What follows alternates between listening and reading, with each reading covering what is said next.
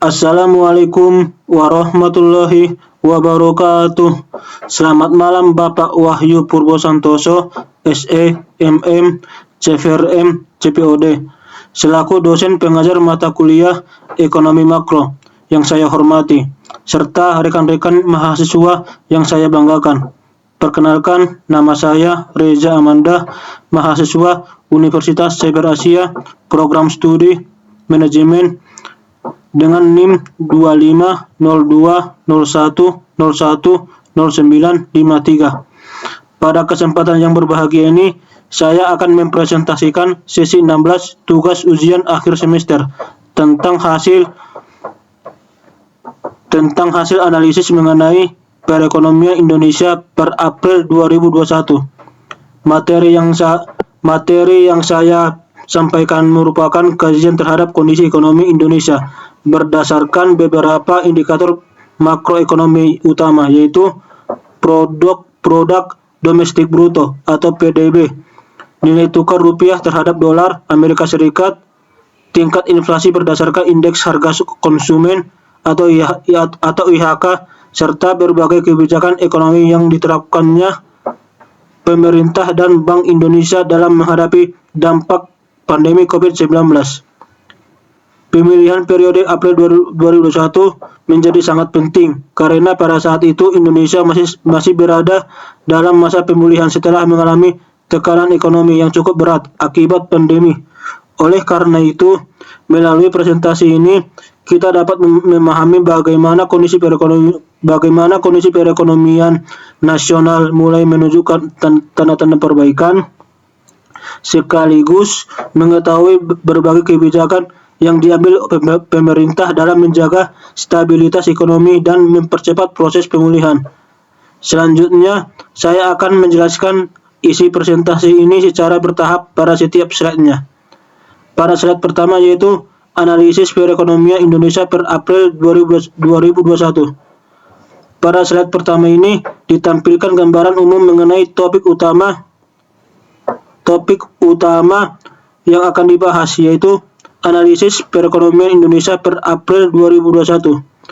Pembahasan ini difokuskan pada evaluasi terhadap kondisi ekonomi nasional berdasarkan 3 indikator makroekonomi yang memiliki peranan sangat penting dalam menggambarkan kesehatan suatu negara, yaitu pertumbuhan produk domestik bruto atau PDB, stabilitas nilai tukar rupiah terhadap dolar Amerika Serikat, serta tingkat inflasi berdasarkan indeks harga konsumen.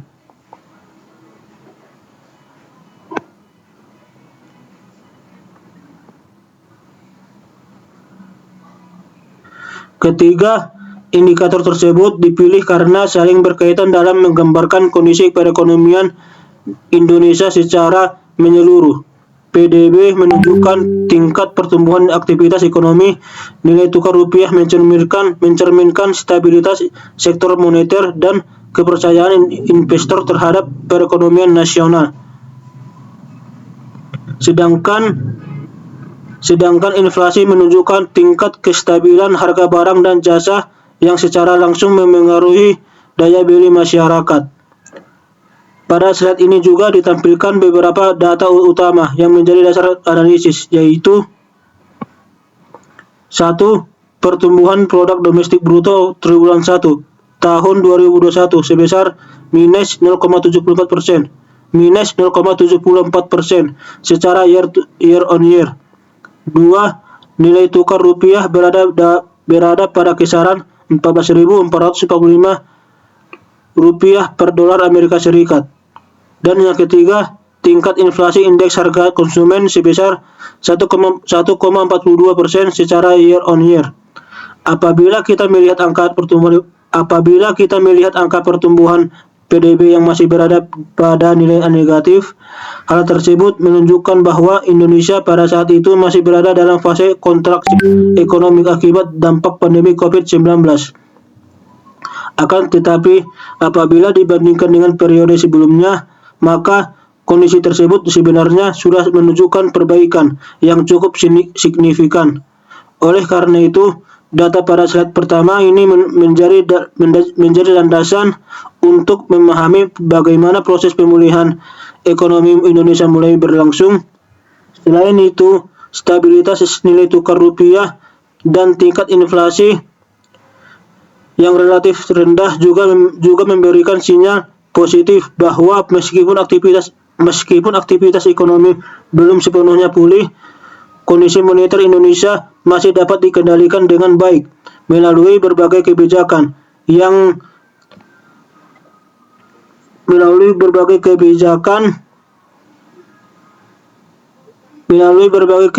pemerintah dan Bank Indonesia. Dengan demikian, slide pertama ini berfungsi sebagai pengantar yang memberikan gambaran terhadap awal mengenai kondisi makroekonomi Indonesia, serta arah pembahasan yang akan dijelaskan pada slide-slide berikutnya. Selanjutnya, saya masuk ke slide kedua, yaitu perbandingan pertumbuhan PDB Indonesia year on year. Selanjutnya, pada slide kedua ini dijelaskan bahwa mengenai perkembangan pertumbuhan ekonomi Indonesia yang diukur melalui produk domestik bruto atau PDB. PDB merupakan salah satu indikator paling penting dalam ekonomi makro karena digunakan untuk mengukur seluruh nilai barang dan jasa yang berhasil diproduksi oleh suatu negara dalam periode tertentu. Melalui PDB, kita dapat mengetahui apakah suatu negara sedang mengalami pertumbuhan ekonomi, stagnasi ataupun kontraksi. Pada slide ini diperlihatkan bahwa pertumbuhan ekonomi Indonesia pada triwulan pertama tahun 2021 tercatat sebesar 0,74% secara year on year. Meskipun angka tersebut masih menunjukkan pertumbuhan negatif, namun apabila dibandingkan dengan triwulan keempat tahun 2020 yang mengalami kontraksi sebesar minus 2,19%, maka terlihat adanya peningkatan yang cukup besar. Perbaikan tersebut menunjukkan bahwa Indonesia mulai memasuki fase turning point, yaitu titik balik menuju pemulihan ekonomi setelah sebelumnya mengalami tekanan yang cukup berat akibat pandemi COVID-19. Pemulihan tersebut tidak terjadi secara kebetulan, melainkan didorong oleh beberapa faktor penting. Faktor pertamanya adalah meningkatnya aktivitas ekspor komoditas Indonesia. Pada periode tersebut, permintaan dari pasar internasional mulai mengalami peningkatan sehingga ekspor berbagai komoditas unggulan Indonesia mampu memberikan kontribusi positif terhadap pertumbuhan ekonomi nasional. Faktor keduanya adalah meningkatnya realisasi belanja pemerintah melalui Program Pemulihan Ekonomi Nasional atau PEN. Pemerintah mempercepat penyaluran anggaran untuk berbagai sektor seperti kesehatan, bantuan sosial, perlindungan masyarakat, dukungan kepada pelaku usaha, serta pembangunan infrastruktur. Belanja pemerintah tersebut mampu menjaga aktivitas ekonomi agar tetap bergerak meskipun sektor konsumsi masyarakat masih mengalami perlambatan. Selain pertumbuhan ekonomi, slide ini juga menjelaskan bahwa kondisi moneter Indonesia relatif stabil. Tingkat inflasi masih berada pada level yang rendah, sedangkan nilai tukar rupiah tetap terjaga. Hal tersebut menunjukkan bahwa kebijakan yang diterapkan oleh Bank Indonesia berhasil menjaga stabilitas ekonomi sekaligus meningkatkan kepercayaan pelaku pasar terhadap kondisi ekonomi nasional. Dengan demikian, dapat disimpulkan bahwa meskipun Indonesia masih mengalami kontraksi ekonomi pada awal tahun 2021, arah pergerakan ekonomi telah menunjukkan tren yang semakin membaik dan memberikan harapan terhadap proses pemulihan pada periode-periode berikutnya. Selanjutnya saya masuk ke slide ketiga, yaitu ringkasan eksekutif dan indikator makroekonomi April 2021. Pada slide ketiga ini disajikan ringkasan mengenai 3 indikator makroekonomi utama yang menjadi dasar analisis, yaitu produk domestik bruto, nilai tukar rupiah, dan tingkat inflasi. Indikator pertama adalah produk domestik bruto sebesar minus 0,74%. Angka ini menunjukkan bahwa aktivitas ekonomi nasional memang masih mengalami kontraksi jika dibandingkan dengan tahun sebelumnya. Akan tetapi, penurunan tersebut sudah jauh lebih kecil dibandingkan periode-periode sebelumnya, sehingga mencerminkan bahwa proses pemulihan mulai berlangsung secara bertahap. Kondisi tersebut dipengaruhi oleh mulai meningkatnya konsumsi pemerintah serta membaiknya kinerja ekspor Indonesia. Meskipun konsumsi rumah tangga masih belum pulih sepenuhnya akibat pembatasan aktivitas masyarakat, kedua sektor tersebut berhasil menjadi penopang utama pertumbuhan ekonomi pada awal tahun 2021. Indikator keduanya adalah nilai tukar rupiah yang berada pada kisaran 14.445 rupiah per dolar Amerika Serikat. Stabilitas nilai tukar ini memiliki arti yang sangat penting karena menunjukkan bahwa tekanan terhadap pasar keuangan Indonesia masih dapat dikendalikan. Selain itu, kestabilan rupiah juga mencerminkan bahwa investor masih memiliki tingkat kepercayaan yang cukup baik terhadap kondisi perekonomian di Indonesia. Keberhasilan ini menjaga stabilitas nilai tukar rupiah tersebut tidak terlepas dari berbagai kebijakan Bank Indonesia, seperti menjaga kecukupan likuiditas, melakukan intervensi di pasar valuta asing apabila diperlukan, serta mempertahankan stabilitas sistem keuangan nasional. Selanjutnya, indikator ketiga adalah tingkat inflasi sebesar 1,42% secara year on year. Inflasi ini yang relatif rendah menunjukkan bahwa harga barang dan jasa masih berada pada kondisi yang stabil. Hal ini memberikan dampak positif terhadap masyarakat karena daya beli tidak mengalami penurunan yang terlalu besar. Stabilitas harga juga membantu menciptakan kepastian bagi dunia usaha dalam menjalankan aktivitasnya, produksi dan investasi. Namun demikian, inflasi yang terlalu rendah juga memberikan gambaran bahwa permintaan masyarakat belum sepenuhnya pulih akibat pandemi. Dengan kata lain, rendahnya inflasi pada periode tersebut tidak hanya menunjukkan keberhasilan pengendalian harga, akan tetapi juga mencerminkan bahwa aktivitas ekonomi nasional masih berada dalam tahap pemulihan. Apabila ketiga indikator tersebut dianalisis secara bersama-sama, dapat disimpulkan bahwa kondisi perekonomian Indonesia pada April 2021 mulai bergerak menuju arah yang lebih baik. Pertumbuhan ekonomi memang masih negatif, tetapi kontraksinya semakin kecil. Nilai tukar rupiah tetap stabil dan inflasi berada pada tingkat yang terkendali. Kombinasi ketiga indikator tersebut menjadi dasar bahwa Indonesia mulai memasuki fase awal pemulihan ekonomi setelah menghadapi dampak pandemi COVID-19. Selanjutnya, saya masuk ke slide keempat, yaitu pertanyaan A, aktor kebijakan ekonomi Indonesia. Selanjutnya, saya akan membahas pertanyaan A, yaitu mengenai aktor atau pihak-pihak yang berperan dalam penyusunan dan pelaksanaan kebijakan ekonomi makro di Indonesia. Dalam suatu negara, keberhasilan pembangunan ekonomi tidak hanya ditentukan oleh kondisi pasar atau aktivitas masyarakat, tetapi juga sangat dipengaruhi oleh kebijakan yang dirumuskan oleh berbagai lembaga negara.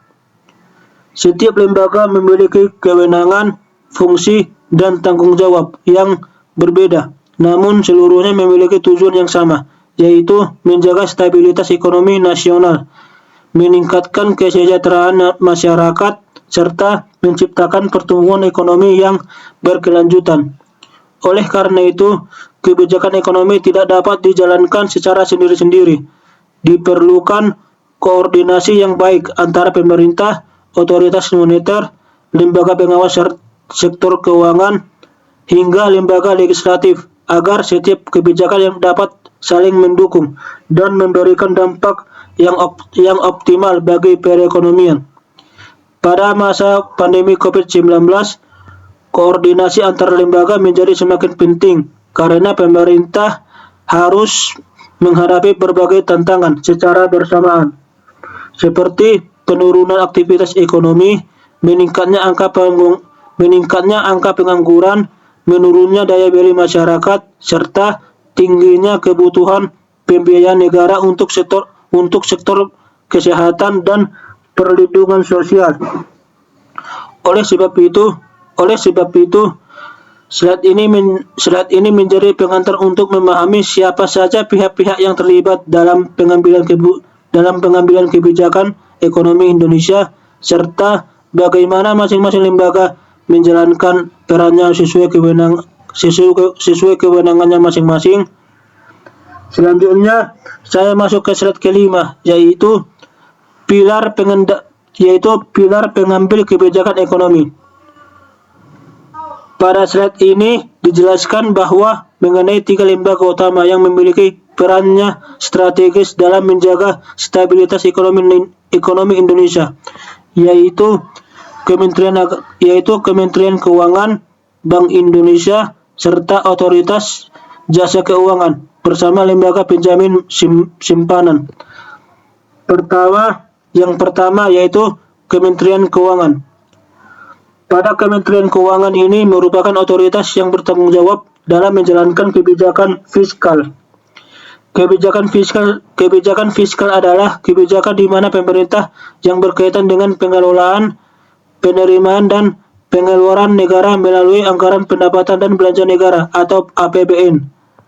Dalam masa pandemi COVID-19, Kementerian Keuangan memiliki peranan yang sangat besar melalui pelaksanaan Program Pemulihan Ekonomi Nasional atau PEN. Program tersebut diwujudkan melalui peningkatan belanja negara, pemberian bantuan sosial kepada masyarakat, subsidi bagi dunia usaha, insentif perpajakan, serta dukungan bantuan sosial kepada masyarakat. Selain itu, Kementerian Keuangan juga bertugas mengelola penerbitan surat berharga negara sebagai salah satu sumber pembiayaan APBN. Seluruh kebijakan tersebut bertujuan agar aktivitas ekonomi tetap berjalan dan mengurangi dampak perlambatan ekonomi akibat pandemi.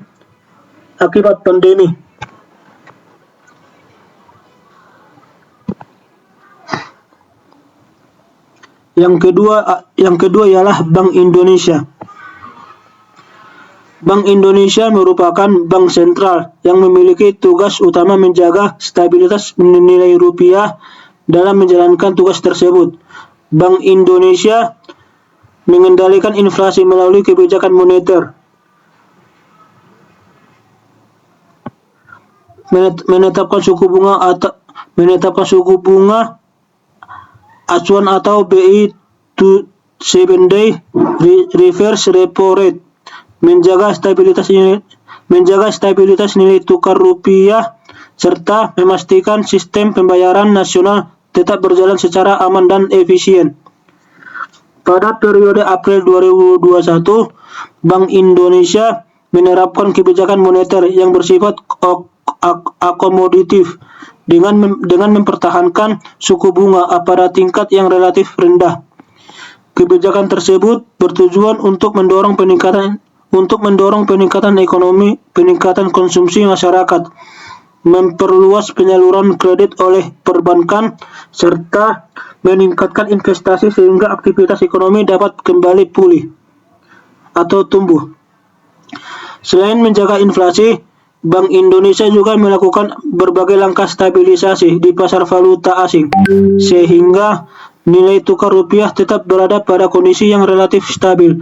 meskipun perekonomian global masih menghadapi ketidakpastian. Yang ketiga yakni Otoritas Jasa Keuangan atau OJK dan Lembaga Penjamin Simpanan atau LPS. OJK memiliki tugas yaitu mengawasi seluruh sektor jasa keuangan mulai dari perbankan, pasar modal, hingga industri keuangan non-bank. Pengawasan tersebut bertujuan agar menjaga seluruh lembaga keuangan tetap sehat, transparan, dan mampu melindungi kepentingan masyarakat. Sementara itu, Lembaga Penjamin Simpanan memiliki tugas menjamin simpanan nasabah di bank serta turut menjaga stabilitas sistem perbankan nasional. Keberadaan LPS memberikan rasa aman serta turut menjaga stabilitas sistem perbankan nasional. Keberadaan LPS memberikan rasa aman kepada masyarakat sehingga kepercayaan terhadap sistem perbankan tetap terjaga. Apabila ketiga lembaga tersebut bekerja secara optimal, maka stabilitas ekonomi nasional akan lebih mudah dipertahankan, baik pada kondisi normal maupun ketika menghadapi krisis ekonomi seperti pandemi COVID-19. Selanjutnya, saya masuk ke slide ke-6, yaitu skema bauran kebijakan atau policy mix. Pada slide berikutnya dijelaskan mengenai skema bauran kebijakan atau policy mix. Yang dimaksud dengan policy mix adalah koordinasi berbagai kebijakan ekonomi yang dimana dilakukan oleh pemerintah dan lembaga-lembaga terkait agar tujuan pembangunan ekonomi dapat tercapai secara lebih efektif. Dalam kondisi krisis, satu jenis kebijakan saja tidak cukup untuk mengatasi seluruh permasalahan ekonomi. Oleh karena itu, pemerintah mengombinasikan kebijakan fiskal, kebijakan moneter, serta kebijakan sektor keuangan agar seluruh instrumen ekonomi dapat bergerak secara selaras. Koordinasi tersebut dilakukan melalui Komite Stabilitas Sistem Keuangan atau KSSK. KSSK merupakan forum koordinasi yang terdiri atas Menteri Keuangan, Gubernur Bank Indonesia, Ketua Otoritas Jasa Keuangan, dan Ketua Lembaga Penjamin Simpanan.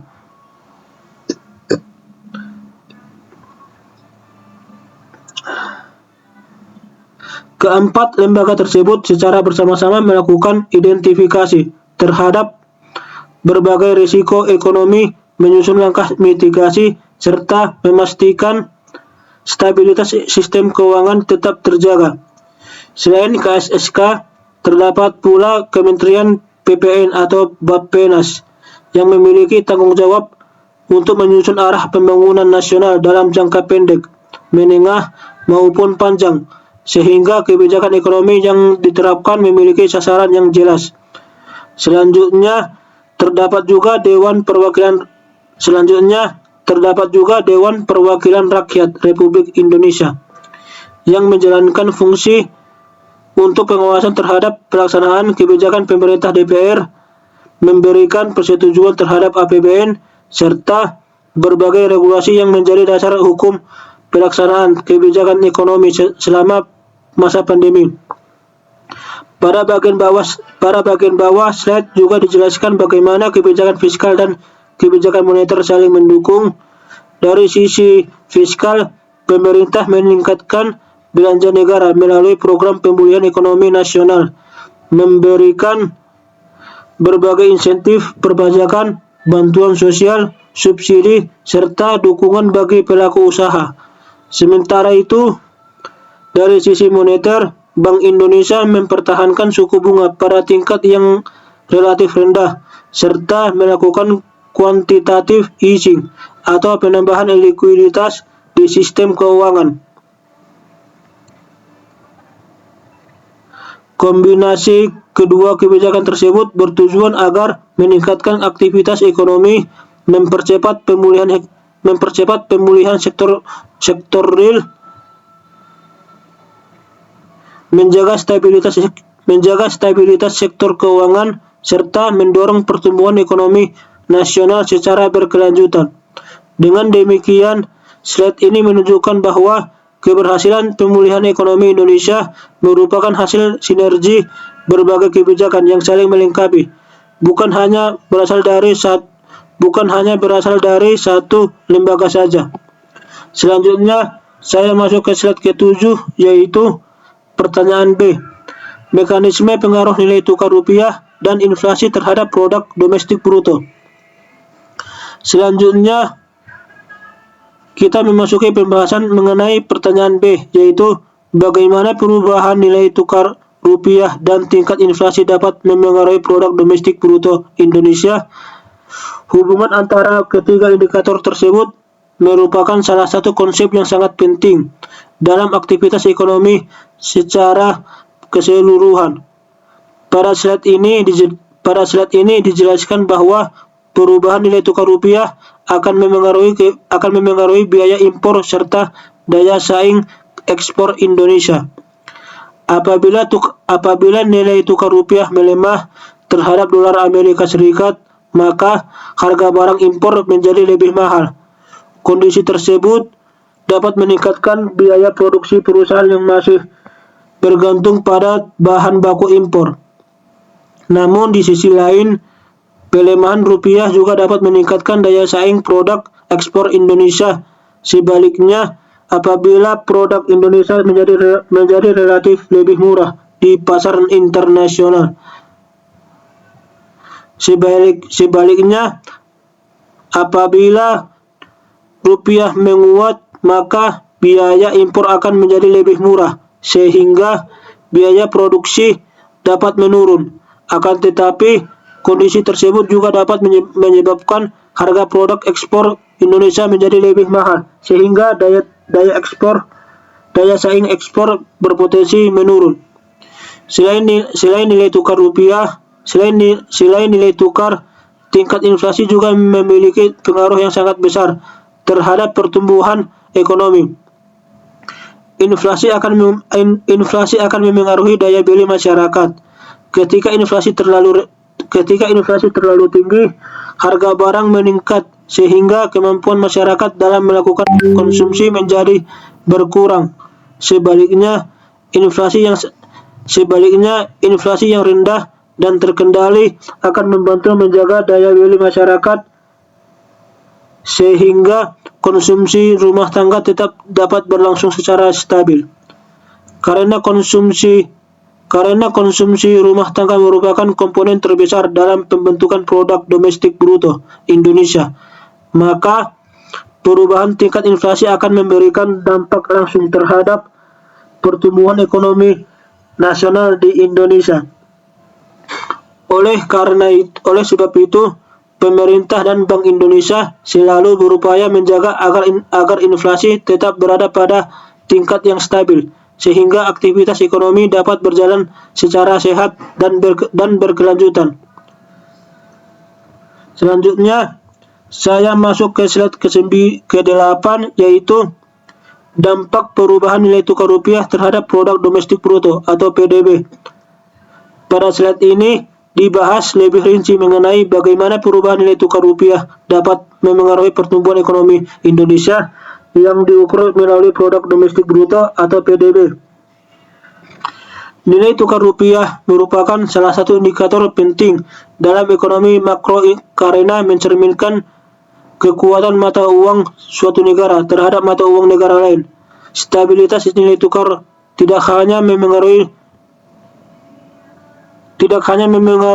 perdagangan internasional, tetapi juga berdampak pada biaya produksi, investasi, tingkat inflasi, hingga pertumbuhan ekonomi secara keseluruhan. Pada bagian pertama dijelaskan bahwa mengenai depresiasi nilai tukar rupiah, yaitu kondisi ketika nilai tukar rupiah melemah terhadap dolar US dollar. Di suatu sisi, depresiasi rupiah memberikan dampak positif karena produk-produk Indonesia menjadi relatif lebih murah di pasar internasional. Kondisi ini dapat meningkatkan daya saing ekspor sehingga permintaan terhadap produk Indonesia dan luar negeri meningkat. Peningkatan ekspor tersebut akan memberikan kontribusi positif terhadap pertumbuhan produk domestik bruto, karena ekspor merupakan salah satu komponen pembentuk PDB. Namun demikian, depresiasi rupiah juga memiliki dampak negatif. Banyak industri di Indonesia masih bergantung pada impor bahan baku, mesin produksi, maupun barang modal dari luar negeri. Ketika rupiah melemah, biaya impor menjadi lebih tinggi, sehingga biaya produksi perusahaan menaikkan harga jual produknya, sehingga memicu terjadinya imported inflation atau inflasi yang berasal dari kenaikan harga barang impor. Selanjutnya dijelaskan bahwa mengenai apresiasi nilai tukar rupiah, yaitu kondisi di mana ketika nilai tukar rupiah menguat terhadap dolar Amerika Serikat. Apresiasi rupiah memberikan keuntungan berupa menurunkan biaya impor. Perusahaan dapat memperoleh bahan baku dengan harga yang lebih murah, sehingga biaya produksi menjadi lebih efisien. Selain itu, harga barang impor yang lebih rendah juga membantu menjaga kestabilan inflasi. Namun, apresiasi rupiah juga memiliki konsekuensi terhadap sektor ekspor. Ketika nilai rupiah menguat, maka harga produk Indonesia menjadi lebih mahal bagi pembeli dari luar negeri. Akibatnya, daya saing produk ekspor dapat menurun dan nilai ekspor berpotensi mengalami perlambatan. Dari penjelasan tersebut, maka dapat disimpulkan bahwa baik depresi maupun apresiasi rupiah memiliki manfaat dan risikonya masing-masing. Oleh karena itu, tujuan utama Bank Indonesia bukanlah membuat rupiah selalu menguat atau melemah, melainkan menjaga agar nilai tukar rupiah tetap stabil, sehingga mampu mendukung pertumbuhan ekonomi yang berkelanjutan. Selanjutnya, saya masuk ke slide ke-9, yaitu dampak inflasi terhadap konsumsi masyarakat dan pertumbuhan ekonomi. Selanjutnya, pada slide ini dibahas mengenai hubungan antara tingkat inflasi dengan konsumsi rumah tangga, serta pengaruhnya terhadap produk domestik bruto. Inflasi merupakan kondisi meningkatnya harga barang dan jasa secara umum dalam suatu periode tertentu. Dalam perekonomian, inflasi tidak selalu berdampak negatif. Inflasi yang relatif rendah ini menunjukkan bahwa kenaikan harga barang masih berada pada tingkat yang relatif rendah, sehingga tidak memberikan tekanan yang besar terhadap daya beli masyarakat. Kondisi tersebut memberikan dampak positif karena masyarakat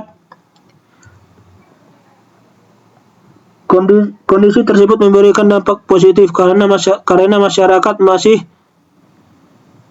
mampu memenuhi kebutuhan konsumsi sehari-hari. Stabilitas harga juga memberikan kepastian bagi pelaku usaha dalam menjalankan kegiatan produksi maupun investasi. Namun, pada slide ini juga dijelaskan bahwa rendahnya inflasi inti menunjukkan bahwa masih lemahnya permintaan agregat masyarakat. Hal tersebut disebabkan oleh pembatasan aktivitas selama pandemi COVID-19 yang mengurangi mobilitas masyarakat, menurunkan pendapatan sebagian rumah tangga, serta menyebabkan mobilitas masyarakat menurunkan pendapatan sebagian rumah tangga, serta menyebabkan masyarakat lebih berhati-hati dalam melakukan konsumsi. Dengan kata lain, inflasi yang rendah pada periode tersebut memiliki dua makna. Di satu sisi, Kondisi tersebut menunjukkan bahwa keberhasilan pemerintah dan Bank Indonesia dalam menjaga stabilitas harga. Namun di sisi lain, inflasi yang terlalu rendah juga mencerminkan bahwa aktivitas ekonomi belum sepenuhnya pulih karena tingkat konsumsi masyarakat masih berada di bawah kondisi normal.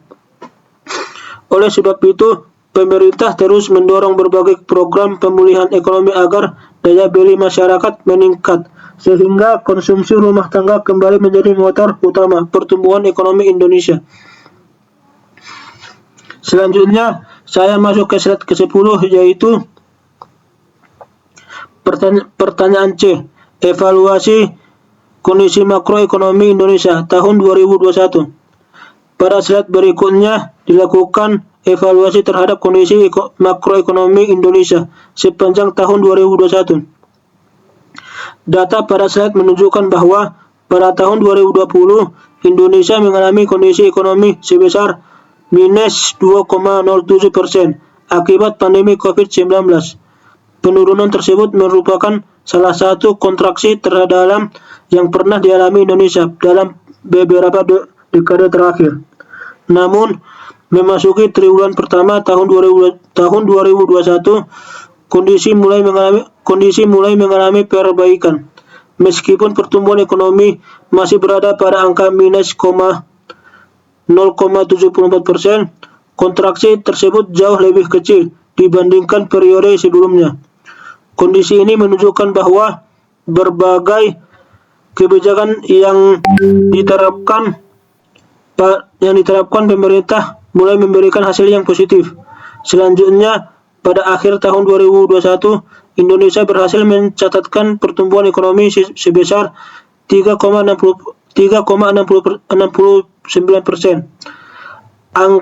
Angka tersebut menunjukkan bahwa Indonesia berhasil keluar dari fase kontraksi dan kembali memasuki jalur yang positif. Pencapaian ini tidak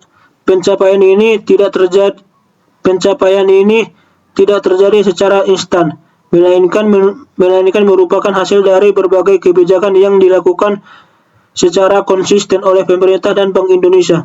Selain itu, meningkatnya aktivitas perdagangan internasional juga serta membaiknya harga komoditas global juga memberikan kontribusi terhadap peningkatan ekspor Indonesia. Melalui data tersebut, dapat dipahami bahwa proses pemulihan ekonomi merupakan proses yang berlangsung, yang dimana secara bertahap dan membutuhkan koordinasi kebijakan yang kuat antara berbagai lembaga pemerintah. Selanjutnya, saya masuk ke slide ke-11, yaitu resiliensi dan rebound perekonomian Indonesia tahun 2021. Pada slide ini dijelaskan bahwa mengapa perekonomian Indonesia mampu mengalami rebound atau bangkit kembali setelah mengalami kontraksi pada tahun sebelumnya.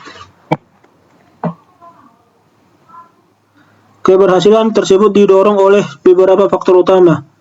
Faktor pertamanya yaitu stimulus fiskal atau melalui program pemulihan ekonomi nasional atau PEN. Pemerintah meningkatkan belanja negara untuk sektor kesehatan, perlindungan sosial, dukungan kepada dunia usaha, bantuan bagi UMKM, serta pembangunan infrastruktur. Kebijakan tersebut mampu menjaga daya beli masyarakat sekaligus mempertahankan aktivitas ekonomi. Faktor keduanya yaitu kebijakan moneter yang akomodatif dari Bank Indonesia. Bank Indonesia mempertahankan suku bunga pada tingkat rendah serta menyediakan likuiditas yang cukup baik bagi sistem keuangan. Langkah tersebut mendorong perbankan tetap menyalurkan kredit sehingga kegiatan investasi dan konsumsi dapat kembali meningkat. Faktor ketiganya yaitu meningkatnya kinerja ekspor Indonesia. Kenaikan harga komoditas dunia memberikan keuntungan bagi Indonesia sebagai negara pengekspor berbagai komoditas seperti batu bara, kelapa sawit, dan beberapa hasil tambang lainnya. Peningkatan ekspor tersebut juga memberikan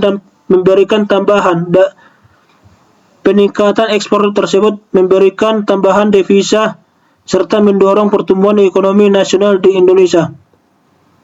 Berdasarkan seluruh indikator yang telah dibahas sebelumnya, dapat disimpulkan bahwa perekonomian Indonesia pada tahun 2021 menunjukkan bahwa tingkat resiliensi yang cukup baik meskipun menghadapi tantangan besar akibat pandemi. Indonesia mampu mempertahankan stabilitas ekonomi dan secara bertahap kembali menuju pertumbuhan yang positif. Selanjutnya, saya masuk ke slide ke-12, yaitu penutup sesi diskusi dan pertanyaan. Sebagai penutup dari presentasi ini, dapat disimpulkan bahwa kondisi perekonomian Indonesia pada April 2021 berada dalam fase awal pemulihan setelah mengalami kontraksi akibat pandemi COVID-19. Hal tersebut tercermin dari beberapa indikator utama yang telah dibahas. Pertama, pertumbuhan produk domestik bruto memang masih berada pada angka negatif, yaitu minus 0,74%. Tetapi kontraksinya telah jauh lebih kecil dibandingkan periode sebelumnya, sehingga menunjukkan adanya perbaikan kondisi ekonomi. Yang kedua yakni nilai tukar rupiah berhasil dipertahankan pada tingkat yang relatif stabil melalui berbagai kebijakan Bank Indonesia. Stabilitas tersebut mampu menjaga kepercayaan investor sekaligus mendukung kelancaran aktivitas perdagangan internasional. Yang ketiga yakni tingkat inflasi sebesar 1,42%, menunjukkan bahwa harga barang dan jasa masih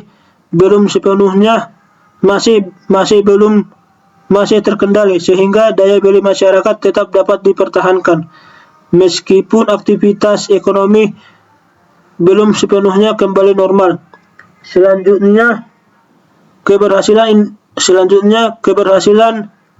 Indonesia dalam mencatatkan pertumbuhan ekonomi positif sebesar 3,69% pada akhir tahun 2021 memberikan bahwa sinergi antara kebijakan fiskal, kebijakan moneter, serta koordinasi antar lembaga negara mampu mempercepat proses pemulihan ekonomi nasional yang semakin membaik.